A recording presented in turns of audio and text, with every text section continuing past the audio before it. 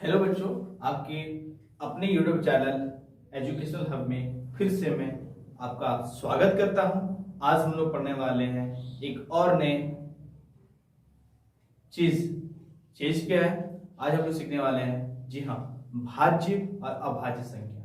इससे पहले वीडियो में हमने पढ़ चुका था, क्या पढ़ा था? विषम संख्या और सम संख्या। इस वीडियो में पढ़ेंगे भाज्य संख्या और अभाज्य संख्या। चलिए स्टार्ट करते हैं। मैंने कहा था कि देखिए ये भाज्य संख्या, ये क्या है? भाज्य, ये हो गया आपका भाज्य संख्या और ये हो गया आपका अभाज्य संख्या। अभाज्य संख्या को हम लोग कहते हैं ऋण संख्या। क्या कहते हैं? ऋण संख्या या अयौगिक संख्या। अयौगिक। आप लोगों को उम्मीद है कि बढ़िया से समझ में आ रहा होगा। तो भाज्य संख्या और हम लोग पढ़ने वाले हैं अभाज्य संख्या, ऋण संख्या एवं अयौगिक संख्या। भाज्य संख्या को हम लोग बोलते हैं दूसरे शब्दों में यौगिक संख्या। क्या बोलते हैं हम लोग? यौगिक संख्या। ठीक है। अभाज्य संख्या को इंग्लिश में बोलते हैं प्राइम नंबर। Prime number. और भाज्य संख्या को हम लोग बोलते हैं कॉम्पोजिट नंबर।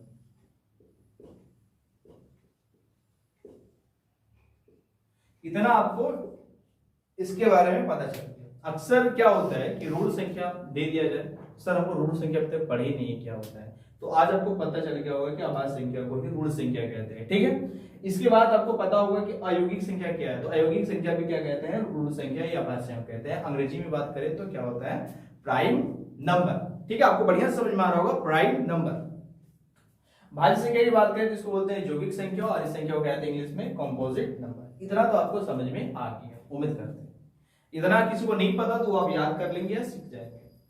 लेकिन इसके बाद सब सवाल आती है, सर कि भाज्य संख्या किसे कहते हैं, अभाज्य संख्या किसे कहते हैं? देखिए, हमने परिभाषा तो बहुत रटा लेकिन कोई फायदा उसका हुआ नहीं। बचपन से जब हम 4 क्लास 2 क्लास में होंगे या 3 क्लास में होंगे, तब से हमें रटाया जाता है कि भाज्य संख्या क्या है, अभाज्य संख्या क्या है। बहुत तो परिभाषा याद किए, बहुत बार याद किए, लेकिन अब तक ये दिक्कत आ ही जाती है कि भाज्य संख्या अभाज्य संख्या क्या है। तो आज हम लोग पढ़ेंगे ऐसा कि भूलेंगे नहीं कभी, है ना। चलिए देखते हैं। सबसे पहली चीज आता है कि कंपोजिट नंबर का मतलब क्या होता है। देखिए, एक ऐसे करके आप 2 लाइन पीछे बना दीजिए, सेम यहां पर भी ऐसे करके 2 लाइन बना दीजिए। 2 देखिए, एक लिख दीजिए एक और इसके लिख दीजिए स्वयं। स्वयं, ठीक है। स्वयं या खुद, स्वयं या खुद। सेम इसमें बता दीजिए कि एक या स्वयं या खुद। आपको कुल मिलाकर पूरा समझ में आ रहा होगा। अब सर ये क्या है, तो याद रखिए। देखिए, कोई भी नंबर ले लीजिए, चाहे 1 से लेके आप अनंत तक चल जाइए, ठीक है। 2 से लेके अनंत तक चल जाइए। हाँ, 0 और 1 ये ना तो क्या होते हैं, ना तो भाज्य और ना तो अभाज्य होते हैं। ये आपको बढ़िया तरीका से समझ में आ गया। 2 से लेके अनंत चल जाइए, कितना भी नंबर ले लीजिए, वो या तो आपका भाज्य संख्या होगा या तो आपका अभाज्य संख्या होगा। उम्मीद करें कि आपको समझ में आ रहा होगा। बस शर्ते 2 को छोड़ के 0 1, ना तो अभाज्य ना तो भाज्य। ठीक, अब आगे बढ़ते हैं। तो सर आप ये क्या लिखे, सर आपको थोड़ा समझाइए कि एक और स्वयं या खुद। तो अब याद रखिएगा कि दुनिया का हर संख्या, दुनिया का हर संख्या अपने से और खुद अपने मतलब खुद के पारा से विभाजित है। क्या एक एक के पारा से विभाजित नहीं होगा? क्या दो दो के पारा से विभाजित नहीं होगा? क्या तीन तीन के पारा से विभाजित नहीं होगा? तो बोलिएगा जरूर। तो हम ये कह सकते हैं कि दुनिया का हर संख्या खुद के पारा से विभाजित होता है, यानी स्वयं से कटता है। ये मानते हैं कि नहीं मानते, बताइए। ठीक है, अब ये भी है तथ्य जो कि सत्य है कि दुनिया का हर संख्या, हर नंबर एक से कटता है। ये मानते हैं कि नहीं मानते, चाहे कुछ भी हो, ये कटता है कि नहीं करता है? हाँ बोलिए सर। हाँ, तो आप क्या समझे? हमें यही रटाया जाता है कि दुनिया का हर संख्या जो एक से और स्वयं से कटे, एक से स्वयं से, किंतु किंतु या परंतु कुछ भी लगाइए, इसके अलावा किंतु परंतु लग के क्या आ जाता है? किंतु या परंतु, किंतु या परंतु, इसके अलावा, इसके अलावा। आपको बात समझ में आ रहा है? सब में लागू होता है, इसमें भी इसमें भी। एक एवं स्वयं, है ना? तो हम बात करते हैं इसमें यौगिक संख्या की बात करें तो वैसी संख्या जो अब तक हम लोग पढ़ते थे, आए दिन परिभाषा हम लोग याद करते थे बीते दिनों में। तो क्या होता था कि एक और स्वयं हर संख्या करता, तो हमको ये रटाया गया था वैसी संख्या जो एक के पारा से कटे, स्वयं के पारा से कटे और इसके अलावा किसी एक और संख्या से कट जाए। ज्यादा कटे कोई फर्क नहीं पड़ता है, लेकिन किसी एक और से कट जाए, इसके अलावा वह संख्या क्या कहलाते थे? भाज्य संख्या कहलाते थे। वैसी संख्या जो एक से कटे, स्वयं से भी कटे, लेकिन इसके अलावे किसी और संख्या से ना कटे, वो होता था भाज्य संख्या। देखिए दोनों में चीज कॉमन था, एक और स्वयं। तो क्या ये परिभाषा रटना गलत नहीं था? था कि नहीं? हम तो ये कह सकते थे कि वैसी संख्या, हम ये जरूर कर सकते थे अपने याद करने के तरीका को, परिभाषा को बहुत ध्यान दीजिए, अपने सीखने की प्रक्रिया को हम ये याद रख सकते थे कि वैसी संख्या जो केवल कट जाए, भाज्य संख्या, ना कटे अभाज्य संख्या। चीजें समझ में आए? चलिए हम समझते हैं, फिर इसको समझा देते हैं कि भाज्य संख्या या यौगिक संख्या किसको बोलते हैं। अब इसको यौगिक पढ़िए। यौगिक कब पढ़ते हैं? देखिए पहले लोग यौगिक पढ़ते थे, क्योंकि पहले देखिए शब्द की बात करें, शब्द की रचना बहुत तरह से हुई है, लेकिन हमने बात करना है कि तद्भव और तत्सम शब्द। तो तद्भव जिसका उत्पन्न हुआ है, तद्भव हो गया, और तत्सम था जो कि शुरू से था। यानी संस्कृत का शब्द को तत्सम कहते हैं, क्योंकि हमारे जितने भी सारे शब्द है वो संस्कृत से ही ज्यादातर हुए हैं। तो अब बताइए, पहले लोग कहते थे जादव, अब कहते हैं यादव। जैसे पहले लोग कहते थे जग, अब हम लोग कहते हैं यज्ञ। पहले लोग कहते थे, बताइए, जमुना, अब कहते हैं यमुना, है ना? तो ये आपको समझ में आ रहा है कि मैंने टॉपिक भटकाया, इसलिए नहीं भटकाया कि ये चीज सिखाना जरूरी था कि यौगिक और यौगिक में क्या होता है। इसको यौगिक कहीं यौगिक ये फर्क नहीं पड़ता है। चलिए, तो ये तत्सम शब्द का मतलब होता है कि जो संस्कृत के शब्द हैं जो पहले से हैं, और तद्भव मतलब उसका उद्भव हो गया, यानी बाद के शब्द, यानी बाद में लोग जौ पढ़ना स्टार्ट कर दिए। जौ को पहले जौ पढ़ा जाता था, अब आपको यही पढ़ा जाता है। ये समझ में आपको आ रहा है? तो समझ में आया कि यौगिक संख्या वैसे कहते हैं जो एक से कटे, स्वयं से कटे, लेकिन इसके अलावा किसी और एक से कटे, मतलब एक से नहीं किसी और एक संख्या से कटे, वैसी संख्या को हम क्या कहते हैं? भाज्य संख्या कहते हैं। और वैसी संख्या जो एक से कटे, स्वयं से भी कटे, लेकिन इसके अलावा किसी और से ना कटे, वो संख्या क्या कहलाता है? आपका अभाज्य संख्या कहलाता है। एग्जाम्पल समझते? सर परिभाषा नहीं लिखना है। परिभाषा लिख कर, रट कर, याद करके बहुत सारे किताब में याद किए, कितने सर लिखा है, कितने बार भूल गए, लेकिन अब नहीं परिभाषा याद करना है। अब आपको समझना है, बनाते हुए समझना है, तरीका समझना है, ताकि हम चीजों को भूल ना सके और लंबे वक्त तक अपने माइंड में, अपने ब्रेन में उसको सेव करके रख सके। चलिए देखते हैं। देखिए मैं एक एग्जांपल लेता हूं आपका, जैसे कि देखिए 2, क्योंकि कहानी स्टार्ट होता है 2 से। मैंने जस्ट कहा था कि 2 से लेके अनंत तक चल जाइए, या तो भाज्य होंगे या तो अभाज्य होंगे। आपको बात समझ में आ रहा होगा? चलिए, 0 1 को छोड़ दी, ना तो भाज्य ना तो अभाज्य। तो मैंने पहला संख्या लिया 2 के बाद दिया 3 और 3 के बाद दिया 4। चलिए 2 1 से कटेगा, स्वयं से कटेगा, मतलब स्वयं मतलब वो खुद। तो हम इसको देखेंगे? नहीं देखेंगे, इसको भूल जाइए। दो किसी पाड़ा में है? नहीं है। चलिए अभाज्य संख्या हो गया। क्या हो गया? अभाज्य संख्या मतलब प्राइम नंबर। तीन किसी पाड़ा में है? नहीं, नहीं है, प्राइम नंबर। चार किसी पाड़ा में? हाँ, दो के पाड़ा में। तो क्या हो गया? ये आपका कॉम्पोजिट नंबर हो गया। समझ में आ रहा है कि नहीं आ रहा है? हम तरीका को देखेंगे, क्योंकि आज के समय का तरीका होता है। आज समय मैथ क्या बदल गया? लोग बोलते हैं आज के समय बहुत ज्यादा ट्रिक आ गए हैं, पहले ऐसा नहीं होता था। नहीं, पहले कॉन्सेप्ट होता था, मानते थे, ट्रिक भी होता था, लेकिन पहले ट्रिक को महत्व ना देकर, इंपॉर्टेंस ना देकर पहले क्या देते थे? बेसिक को। इसलिए पहले के जितने भी मतलब मैथमेटिक्सियन होंगे, उनका जो ब्रेन होगा वो बहुत ज्यादा होता था, क्योंकि उन्होंने बेसिक पे फोकस किया था। और उसी से लोगों ने बनाते बनाते एक मतलब अभ्यास मान लिया कि चलिए इतना दूर में इतना आखिर आ ही जाता है, तो हम उतना से उतना क्यों लिखे दैट यहां से हम ये कर दे, तो इससे क्या हो गया कि मेरा चीज आसान हो जाए। इसको हम लोग मान लें कि ये सूत्र है, क्योंकि सॉल्व करने के बाद यही आता है।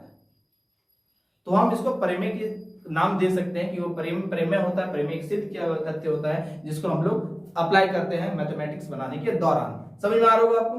चलिए हम इसको मिटाते हैं, क्योंकि माफी चाहेंगे, क्योंकि आप लोग अगर वीडियो को देख रहे हैं, अगर समझ में नहीं आ रहा होगा तो आप इसको स्क्रीनशॉट ले लेते हैं। मैं साइड हो जाता हूं, अब इसको स्क्रीनशॉट ले लीजिएगा, ठीक है? चलिए हम इसको मिटाते हैं।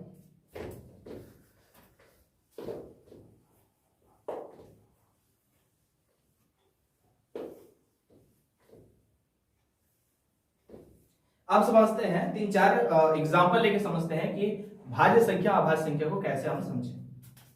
चलिए देखिए, स्टार्टिंग करते हैं 2 3 5 7 6। अच्छा, शुरू से स्टार्ट करते हैं। 2 3 4 5 6 7 8 9 10। खैर मैंने अभी 2 से लेके 10 तक का नंबर लिया। चलिए देखते हैं। दो किसी के पाड़ा में नहीं, दो किसी के पाड़ा में नहीं मतलब क्या हो गया? मैंने शॉर्ट लिया। देखिए, भाज्य संख्या के लिए मैंने शॉर्ट के लिए ले लिया सी, और अभाज्य संख्या के लिए मैंने शॉर्ट ले लिया पी, रैंडम। ठीक, आप समझिए, दो क्या किसी पाड़ा से कट रहा है, हम वो अप्रोच ले रहे हैं कि एक और स्वयं। भाई एक और स्वयं से हर दुनिया का हर संख्या कट रहा है, तो क्यों लो दिमाग लगाए? छोड़िए ना उसको। अब ये दिमाग लगाइए कि दो का किसी पाड़ा में नहीं है। चलिए, तीन किसी पाड़ा में नहीं है, तो क्या हो जाएगा? Prime number. किसी पाड़ा में नहीं, प्राइम नंबर। चार दो का पाड़ा मतलब सी। पांच किसी पाड़ा में नहीं मतलब प्राइम नंबर। छह दो का पाड़ा में, तीन का पाड़ा में मतलब कंपोजिट नंबर मतलब भाज्य संख्या। सात किसी पाड़ा में नहीं मतलब पी, पी मतलब अभाज्य संख्या। आठ दो के पाड़ा में, चार के पाड़ा में, ये क्या हो गया आपका? सी मतलब भाज्य संख्या। इधर से आए 9, 9 तीन का पाड़ा में मतलब भाज्य संख्या में। 10 पांच का पाड़ा में मतलब भाज्य संख्या। समझ में आया आपको? ये आपका एक तरीका हुआ जिससे आप समझ सकते हैं। लेकिन पहले अभी ये वीडियो बहुत लंबा होने वाला है, आप इस पे जरूर देखिएगा पूरा, क्योंकि अगर आपको पूरा समझना है बढ़िया तरीका से। चलिए, तो मैंने आपको ये हिंट्स दे दिया कि आप अभाज्य संख्या और भाज्य संख्या को कैसे पहचाने, किस प्रकार से पहचाने, ताकि आपको आसान हो जाए। यहां तक आपको समझ में आया होगा। इससे दो प्रश्न बनता है। ये आता है कि सबसे छोटी भाज्य संख्या, एक आता है सबसे छोटी भाज्य संख्या, सबसे छोटी भाज्य संख्या। एक आता है सबसे छोटी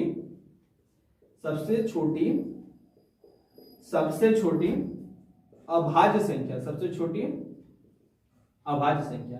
तो याद रखिएगा, सबसे छोटी अभाज्य संख्या क्या है? सबसे छोटी अभाज्य संख्या क्या है? तो 2, और सबसे छोटी भाज्य संख्या क्या है? 4। ठीक है।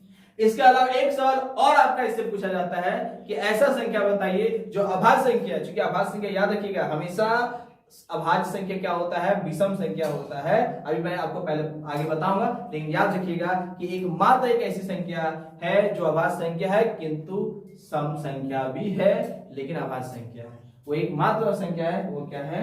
2, और 2 क्या हुआ? एक सम संख्या भी है, और क्या है? साथ ही साथ अभाज्य संख्या। तो ये एग्जाम में आता है कि वैसी कौन सी अभाज्य संख्या है जो क्या है? सम संख्या, क्योंकि सम संख्या अभाज्य संख्या नहीं हो सकती, ये आपको पता होना चाहिए। लेकिन एक मात्र सम संख्या है जो 2 है, जो अभाज्य संख्या है। समझ में आ रहा होगा आपको? क्लियर आ रहा है? ये सवाल आप लिख सकते हैं। अब मैं आगे मिटाना चाहूंगा, इसके लिए आप फिर से एक बार स्क्रीनशॉट ले लीजिए।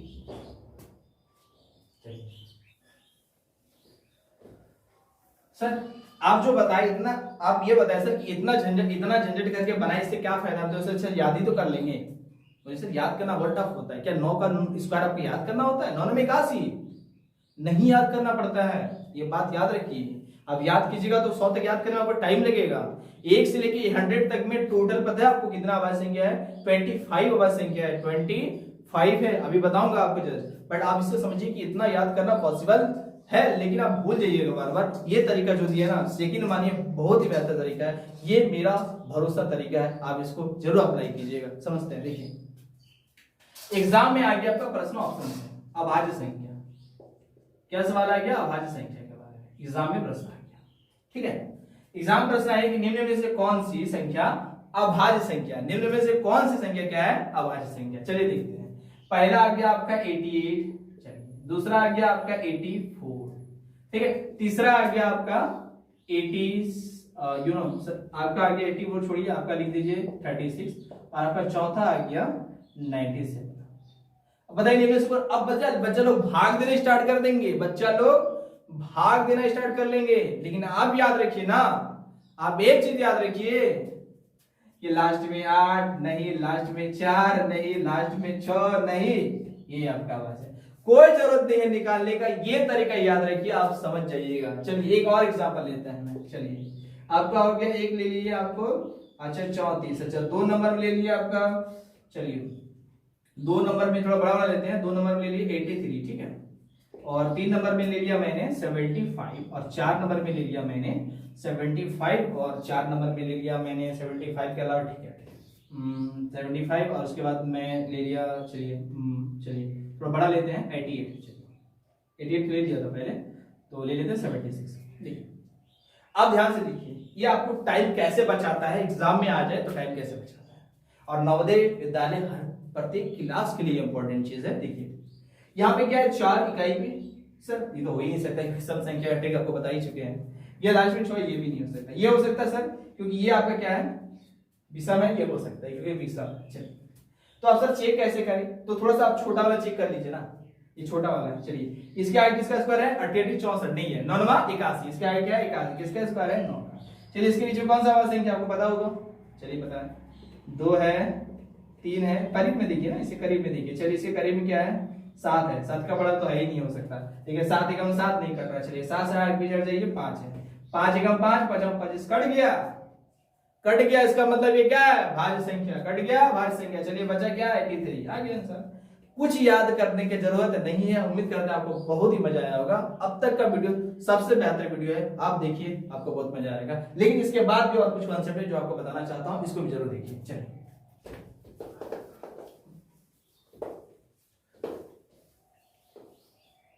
देखिए, ये सवाल है आपको कि याद रखना है, जैसे आपको एग्जाम में लिखने बोल दिया जाता है, ठीक है, वीडियो को बढ़िया से